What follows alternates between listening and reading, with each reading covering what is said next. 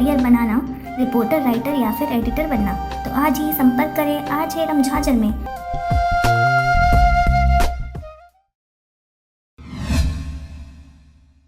नमस्कार, आप देख रहे हैं RJ रमझाझर और मैं हूं पुखराज सिंह।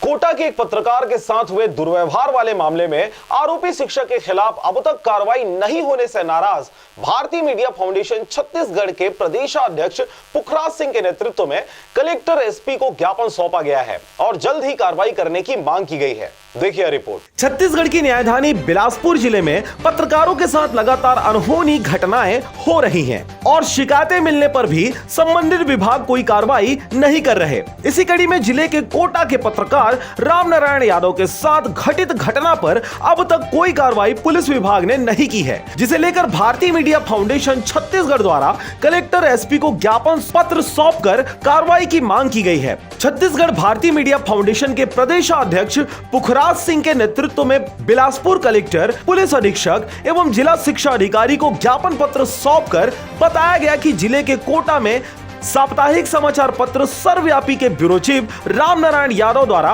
16 अगस्त 2021 को शासकीय प्राथमिक विद्यालय डोंगरी पारा के शिक्षक पवन दुबे द्वारा समाचार संकलन में पहुंचे रामनारायण यादव के साथ दुर्व्यवहार करते हुए उनका मोबाइल छीनकर मोबाइल के फोटोज को डिलीट कर गाली गलौज किया गया था, जिसे लेकर स्थानीय पत्रकार संगठन ने कार्रवाई की मांग को लेकर कोटा बीओ थाना प्रभारी को ज्ञापन सौंपा था, पर इस पर अब तक कार्रवाई नहीं होने से आक्रोशित भारतीय मीडिया फाउंडेशन ने इस मामले की निष्पक्ष जांच कर कार्रवाई करने की मांग की है, जिस पर कलेक्टर डॉक्टर सारांश मित्तल एवं पुलिस अधीक्षक दीपक झा ने कार्रवाई करने का आश्वासन दिया है। ज्ञापन सौंपने वालों में भारतीय मीडिया फाउंडेशन के प्रदेशाध्यक्ष पुखराज सिंह, संपादक तरुण कौशिक, जियाउद्दीन खान, विनीता जोशी, अजीत जायसवाल, सुभाष जायसवाल, नीलम राज, के.एस. ठाकुर सहित अन्य पत्रकार साथी उपस्थित रहे। बिलासपुर से विनीता जोशी की रिपोर्ट, RJ रमझाझर।